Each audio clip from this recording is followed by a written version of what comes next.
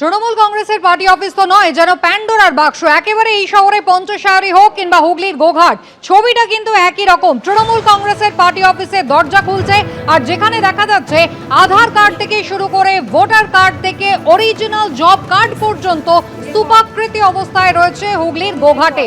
ছবি একবার দেখুন।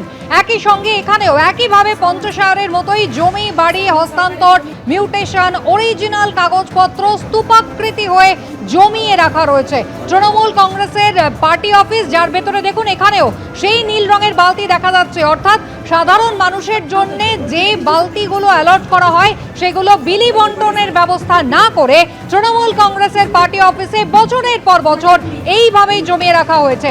কথা বলবো, আমাদের প্রতিনিধি বাপন সাঁতরা রয়েছেন টেলিফোন লাইনে। বাপনটি, কি উদ্ধার হলো তৃণমূল কংগ্রেসের এই পার্টি অফিস থেকে?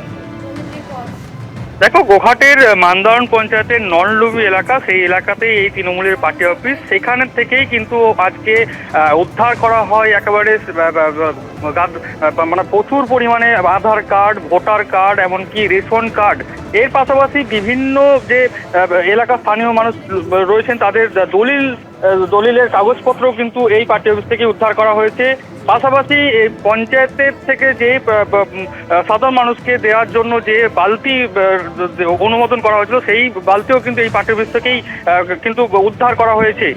বিজেপির পক্ষ থেকে যেটা অভিযোগ, এই পার্টি অফিস থেকে কিন্তু বিভিন্নভাবে অসামাজিক কাজকর্ম করা হতো এবং বিভিন্ন মানুষকে হয়রানি করা হতো, এবং এলাকা যারা সাধারণ মানুষ তাদেরকে এইখানেতে পার্টি অফিসে নিয়ে এসে সালিসি সভা করা হতো।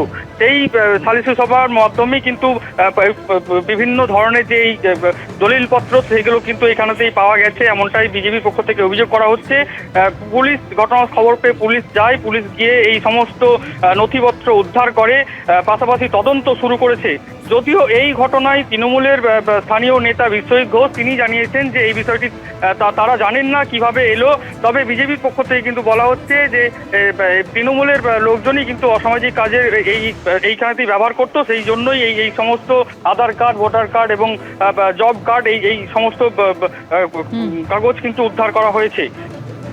অর্থাৎ পরতে পরতে চমক রয়েছে। দেখুন, তৃণমূল কংগ্রেসের পার্টি অফিস একটি রাজনৈতিক দলের পার্টি অফিস, যেখানে সাধারণ মানুষের ব্যক্তিগত সরকারি পরিচয়পত্র সেগুলো স্তূপাকৃতি করে রাখা রয়েছে, এবং একই সঙ্গে তৃণমূল কংগ্রেসের কর্মীরা এই পার্টি অফিসকে ব্যবহার করে দিনের পর দিন অসামাজিক কাজকর্ম চালিয়ে গিয়েছেন, এবং সালিসি সভার নাম করে সাধারণ মানুষের এই ভোটার কার্ড, আধার কার্ড তারা সংগ্রহ করেছেন, এমনটাই কিন্তু এখন অভিযোগ উঠছে।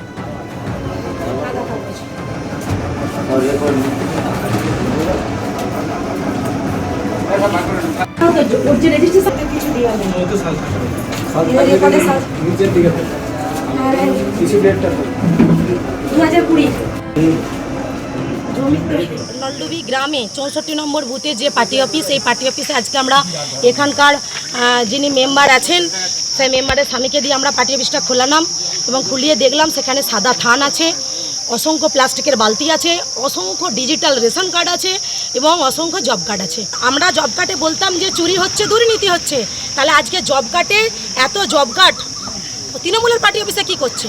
গরিব মানুষের রেশন কার্ড তৃণমূলের পার্টি অফিসে কি করছে? যারা চুরি করেছে তাদেরকে এই টাকা ফেরত দিতে হবে, এবং রেশনের নামে এখানেতে মানুষের ছবি নেই অথচ নাম দিয়ে সই করা হয়েছে, সেই সমস্ত ডকুমেন্ট আমরা এখানে দেখলাম। তাহলে সেই সমস্ত টাকা যা ঘাবলা হয়েছে সমস্ত টাকা ফেরত দিতে হবে। যে পার্টি অফিস থেকে রেশন কার্ড আর জব কার্ড, এটা এলাকার লোকের কার্ড।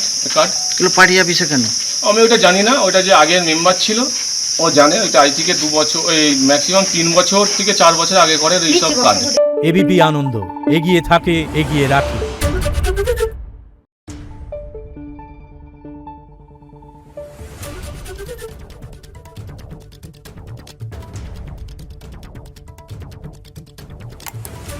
Thank you.